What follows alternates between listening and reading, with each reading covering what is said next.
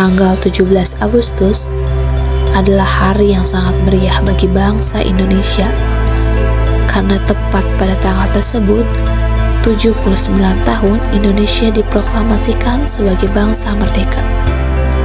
Tentunya Indonesia tidak serta-merta lepas dari tantangan yang mendatang. Agresi militer, perang dingin, kemiskinan, hingga separatisme. Namun, didera ombak masalah, bangsa ini masih tegak hingga sekarang. Dimungkinkan karena dasar negara yang kuat, konsisten, dan diterima oleh masyarakat, yaitu Pancasila.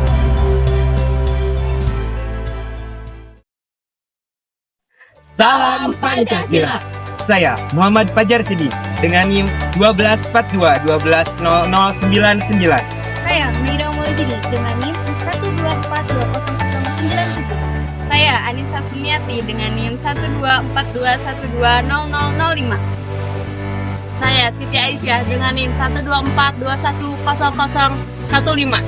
Saya Salma Salsabila dengan NIM 12421200007. Kami dari Prodi Tadris Bahasa Indonesia, Fakultas Tarbiyah dan Keguruan, UIN Sunan Gunung Jati Bandung.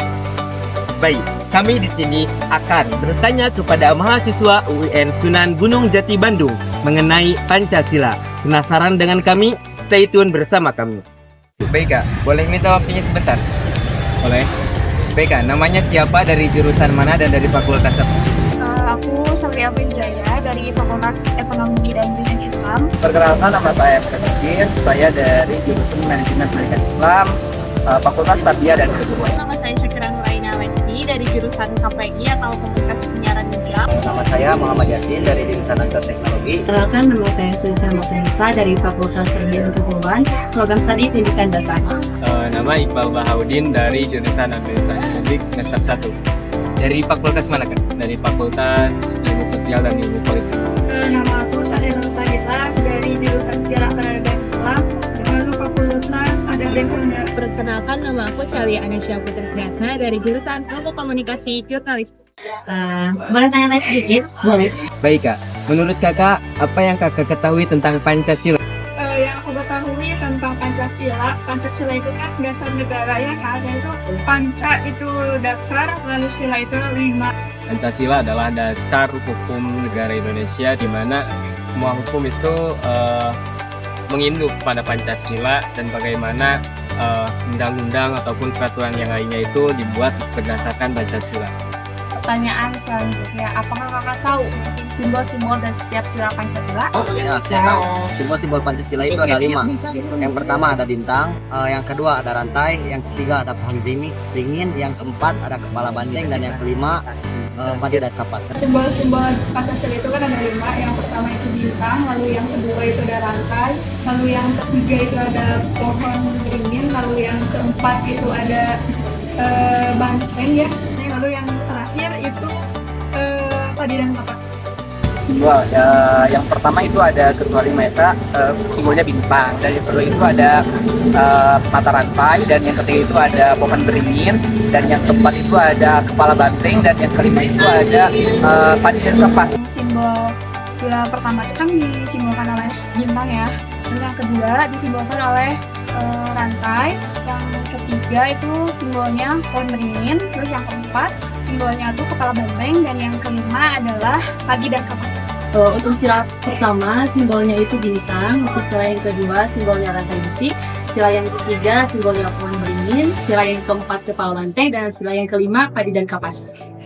Sila pertama ada bintang, yang kedua rantai, yang ketiga pohon beringin, yang keempat kepala banteng, yang kelima ada padi dan kapas. Pertama ada bintang, yaitu sila pertama, kemudian rantai sila kedua, kemudian pohon beringin sila ketiga, kemudian ada kepala banteng sila keempat, dan kelima itu padi dan kapas.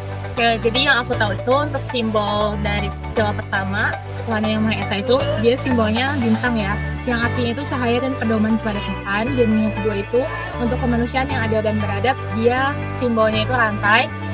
Ada yang kotak dan yang bulat, itu yang kotak itu artinya laki-laki, dan yang bulat itu perempuan, yang menandakan hubungan antara sesama manusia. Dan yang ketiga itu ada pohon beringin dengan akar yang kuat, menandakan Indonesia itu persatuannya kuat. Untuk yang keempat itu kerakyatan yang dipimpin oleh hikmat kebijaksanaan dalam permusyawaratan perwakilan, ditandai dengan disimbolkan dengan kepala banteng, karena banteng juga sebagai hewan sosial ya. Jadi itu menandakan kayak pengambilan keputusan penting gitu, harus dimusyawarahkan. Dan untuk yang terakhir yang kelima itu ada padi dan kapas untuk keadilan sosial bagi seluruh rakyat Indonesia, yang artinya tentang persatuan gitu, sandang dan kapas. Baik, untuk pertanyaan ketiga, apakah Pancasila sekarang sudah sesuai dengan negara Indonesia? Sudah sesuai, namun jarang masyarakat yang mengimplementasikannya sehingga membuat Pancasila menjadi sedikit rubuh seperti itu. Seperti halnya sila kedua, kegiatan kemanusiaan yang adil dan beradab, namun di manakah letak keadilannya kayak gitu, apa ini termasuk masyarakat kecil kayak gitu, dan posisi pemerintahnya tidak ada bentuk keadilan gitu saya.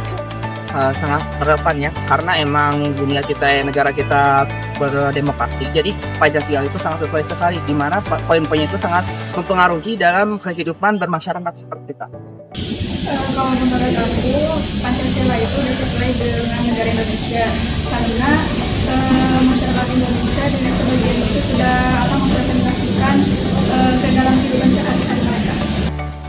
Untuk sekarang masih sesuai, namun dibalik itu juga masih menjadi kontroversial karena pemerintah di Indonesia masih tidak patuh akan hal tersebut.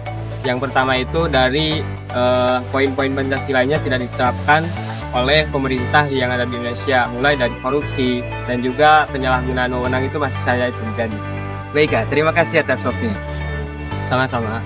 Ya, terima kasih atas Ya, sama-sama. silakan terima kasih jawabannya. Baik, terima kasih. Silakan atas jawabannya. Selamat aktivitas.